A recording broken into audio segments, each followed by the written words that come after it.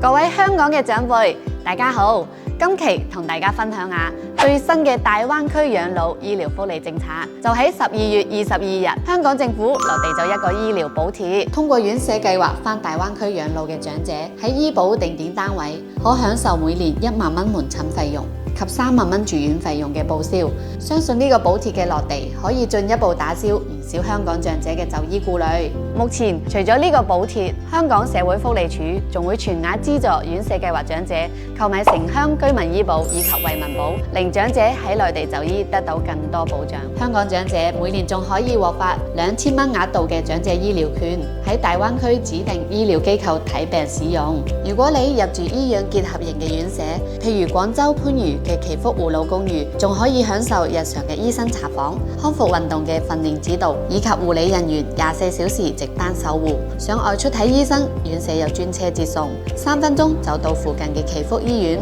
祈福醫院係香港長者醫療券及港澳藥械通嘅指定機構，睇病可以用長者醫療券，並享受到對標香港同國際嘅醫療體驗。而家唔單止可以免費返大灣區養老，仲有咁多醫療福利，我都真係好羨慕啊！心動嘅叔叔阿姨，快啲嚟諮詢啊！